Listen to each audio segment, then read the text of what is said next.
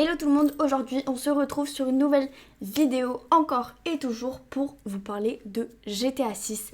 Et aujourd'hui je pense qu'on a un petit sujet assez croustillant. Et là je vais vous dire ça, il y a le patron clairement de Rockstar qui considère une certaine plateforme dont on va parler dans cette vidéo comme le pilier de l'industrie. Et c'est pas la PS5, c'est pas la Switch 2 et c'est pas la Xbox non plus. Alors qu'est-ce que ça peut être ? Et je pense qu'on se pose tous la question. Et donc, on va voir ça aujourd'hui.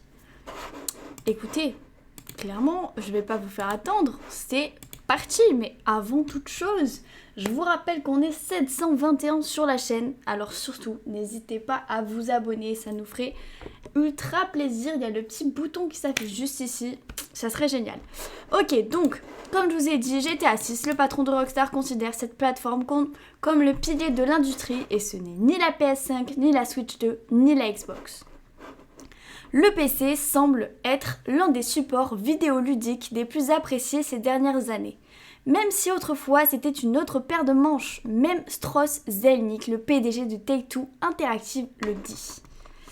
Dans les années 2010, des articles sur la fin du PC pullulaient sur internet et sur les forums. De nombreux observateurs du net prédisaient régulièrement la fin du PC gaming en raison de la domination des consoles comme la Nintendo DS, la Wii, la PS3 ou la Xbox 360. Et pourtant, aujourd'hui, de plus en plus d'éditeurs comme EA ou Ubisoft affirment vendre la majorité de leurs copies sur PC, grâce notamment à Steam. Même le patron de Take-Two Interactive, Strauss Zelnick, dit que le PC est le pilier de l'industrie vidéoludique. Est-ce un indice pour GTA 6 ou simplement une stratégie commerciale ? Le PC a une place de plus en plus importante dans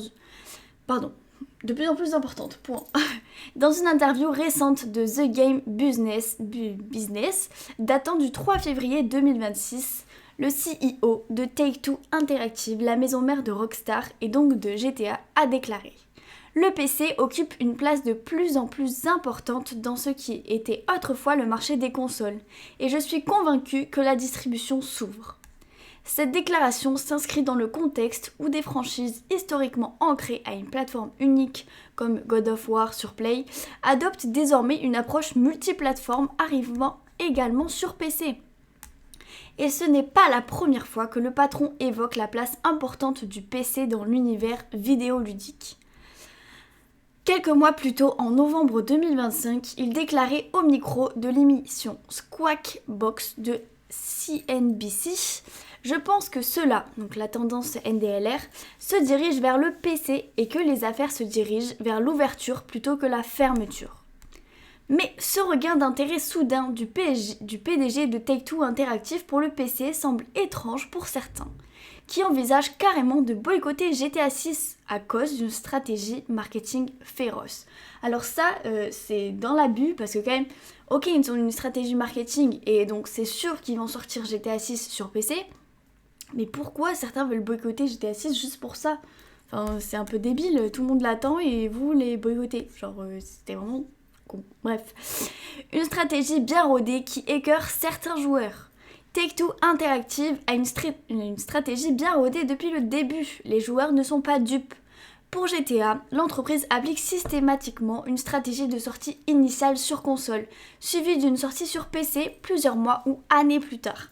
Par exemple, GTA V est sorti en 2013 sur PlayStation 3 et Xbox 360, en 2014 sur PS4 et l'Xbox One et est sorti 2 ans plus tard sur PC en 2015. Mais pour certains, il n'y a aucune différence notable entre les versions console et PC. Des joueurs en ont marre de cette stratégie et certains en sont carrément dégoûtés. Qu'ils aillent se faire voir s'ils croient que je vais acheter leur jeu 2 fois. En fait, je n'envisage même pas de l'acheter une seule fois. Un autre internaute rebondit. Nous savons tous que c'est une bonne stratégie commerciale pour eux de sortir la version PC plus tard. Tous les streamers et les personnes qui veulent jouer sur des serveurs modifiés devront ainsi acheter le jeu 2 fois. Pour le moment, Rockstar n'a toujours pas confirmé la version PC de GTA 6. En vrai, ok, maintenant je comprends un peu ce que les internautes veulent dire par rapport à ça.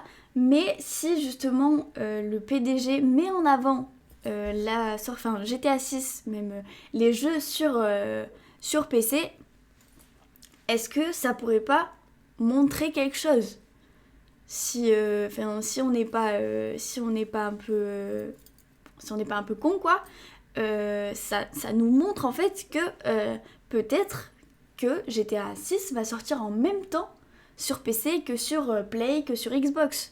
On sait pas encore. Et ça, c'est ce qu'on verra bien. On verra bien quand le jeu sort le 19 novembre 2026. J'ai hâte de voir quand même ce que ça va donner. Enfin bref, je vous rappelle qu'on est 721 sur la chaîne, alors n'hésitez surtout pas à vous abonner, ça nous ferait ultra plaisir. Et moi je vous fais des bisous.